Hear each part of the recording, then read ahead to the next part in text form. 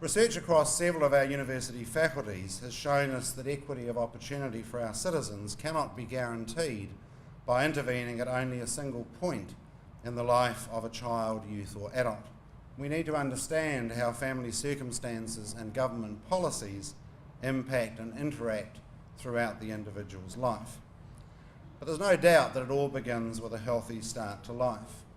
And it's only with research-based evidence that policies can be shaped and adapted to ensure that every child born in New Zealand enjoys the safe, healthy and happy childhood that they are entitled to and that we would all wish for them. And growing up in New Zealand will be a key study in providing that evidence. As we've heard, the New Zealand of today is very different from the country in which we grew up. And the unique feature of this study, and I want to emphasise that it is a unique feature, is that it will reflect the diversity of modern New Zealand. The group of 7,000 children whose mothers have signed them up to provide information to us, along with the mothers themselves and with their partners, represent an extraordinary resource to inform high-quality research and public policy. Thanks to the Growing Up study, we will have a window into the lives of this 21st century generation as it moves through early childhood, school, tertiary education and into employment, and as we try to ensure that it does not move into places like the prison system. Today we mark the beginning of a flow of findings that will inform policymakers and ultimately improve the lives of children growing up in this country.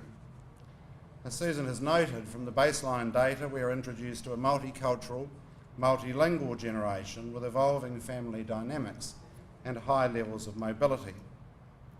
We also learn that inequality for children begins before they are born. But it is only with equity of access and choice about information before and during pregnancy that all children can have an equal start to life from the time they are born, and indeed even before then. And the findings, of course, also highlight the challenges that governments face in trying to modify behaviours such as maternal smoking and drinking, which we know are dangerous to our children. The establishment of this project has been a significant task, one reflecting its long-term and complex nature, but also its huge potential benefits. From the original request for proposals issued by MSD in 2004 to today's release of the first results, many people have been involved in the creation of this study.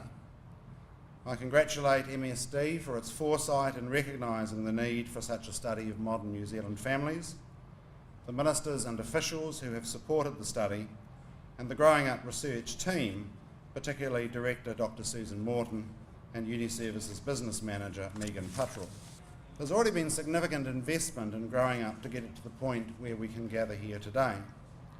Since the contract was let to develop the study in 2005, through to the 9-month parental interviews currently underway, the study has cost $20 million.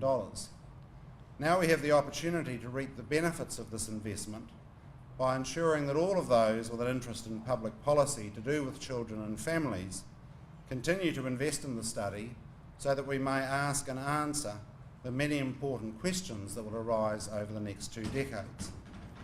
If we fail to do that at each stage of development of this unique cohort of children, or if we waste money on small parallel studies that cannot take the multifaceted approach inherent in growing up, then we will have squandered a unique opportunity. And even earlier today, as I was talking with one of my colleagues here, we learned of a group interested in a public policy matter that is planning a study separate from Growing Up that could have been perfectly accomplished through the Growing Up study. So can I encourage all those of you who have an interest in public policy to do with families and children to think about ways in which you can support the study and maximise the benefit that we can derive from it over the next 20 years. And can I conclude by saying that I'm very proud to live in a country that has sufficient faith and belief in itself that it chooses to invest in this way in its future citizens.